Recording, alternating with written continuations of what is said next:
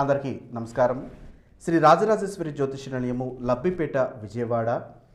ఈరోజు ఈ వీడియో ద్వారా శ్రీ వెంకటేశ్వర స్వామి వ్రత నియమాలు, పద్ధతులు మరియు శ్రీ వెంకటేశ్వర స్వామి వ్రతములో వచ్చేటటువంటి వ్రత అధ్యాయాలలో 4వ అధ్యాయం గురించి కూడా తెలుసుకుంటాము. శ్రీ వెంకటేశ్వర స్వామి వారి వ్రత నియమాలలో 10వ భాగము ఇప్పుడు చూస్తున్నాము. ఈ 4వ అధ్యాయము శ్రీ భరద్వాజ మహర్షుల వారు అనుగ్రహించారు. శ్రీమన్నారాయణుడి అత్యంత ప్రీతికరమైనటువంటి శ్రీ వెంకటేశ్వర స్వామి వ్రత కల్పములోని 4వ అధ్యాయమును మహామునీశ్వరులు శ్రీ భరద్వాజ మహర్షుల వారు ఈ విధంగా చెప్తున్నారు. ఓ కలియుగ వాసులారా, శ్రీమన్నారాయణ భక్తులారా, మీరు ఆచరిస్తున్నటువంటి శ్రీ వెంకటేశ్వర స్వామి వ్రతము అద్భుతమైనది. మీ కోరికలన్నీ తక్షణమే తీర్చగల ఉపాయము, శ్రీ వెంకటేశ్వరుని ప్రసన్నం గావించుకోవడానికి అత్యంత సులభమైనటువంటి మార్గము ఇదియే.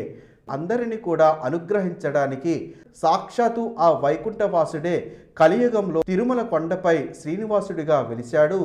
ఎన్నో జన్మల పుణ్యఫలము చేతగాని తిరుమల కొండపై కాలు మోపలేము, స్వామివారి దర్శనము కూడా చేసుకోలేము. ఇదే విధంగా శ్రీ వెంకటేశ్వర స్వామి వ్రతకల్పము ఆచరించే సంకల్పము కలుగుట కూడా ఎంతో పూర్వజన్మ పుణ్యము వలనే కానీ సాధ్యము కాదు. ఆచరిస్తున్నవారు, కథ విన్నవారు, ప్రసాదము స్వీకరించిన వారు శ్రీ వెంకటేశ్వర స్వామి వారి కృపకు పాత్రులై ఎంతో మహాభాగ్యము పొందుతారు అని సెలవిచ్చారు. తరువాత కథను ప్రారంభించాడు. పూర్వకాలము నగరి అనే గ్రామములో ధనగుప్తుడు అనే వ్యాపారుడు ఉండేవాడు. అతడు మహాలోభి. ఎంత ఐశ్వర్యము సంపాదించినను అతని లోభితనముకు అంతు లేకుండా పోయేది.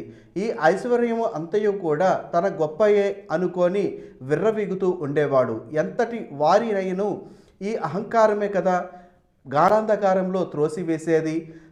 కానీ తన భార్య అయినటువంటి ఆ ధనగుప్తుని భార్య కాంతిమతి మాత్రము ఎంతో భక్తి శ్రద్ధలు కలిగి ఉండేది. వారికి 3 పుత్రికలు. తన చివరి పుత్రిక కుమారికి భక్తి అనేది చాలా ఎక్కువగా ఉండేది. ఎల్లప్పుడూ కూడా శ్రీ వెంకటేశ్వర స్వామి వారిని కొలుస్తూ, తలుస్తూ, నమస్కరిస్తూ ఉండేది.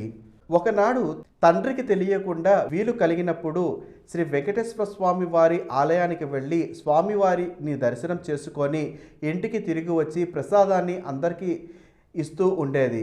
తండ్రి మాత్రము ఎప్పుడు కూడా ఆ ప్రసాదము తీసుకునేవాడు కాదు. భర్త యొక్క ఈ ప్రవర్తనకు కాంతామతి ఎంతో చింతిస్తూ ఉండేది. శ్రీ వెంకటేశ్వర స్వామి వ్రత కథలలో 10వ భాగము 4వ అధ్యాయంలో మొదటి భాగము చూశాము. తదుపరి కాంతామతి కానీ కుమారి కానీ ఏమి చేశారు, కాంతామతి భర్తకు ఎటువంటి ఆపద వచ్చింది, ఆపద నుండి శ్రీ వెంకటేశ్వర స్వామి వారు ఎలా రక్షించారు అనే వీడియో 11వ భాగంలో చూద్దాము.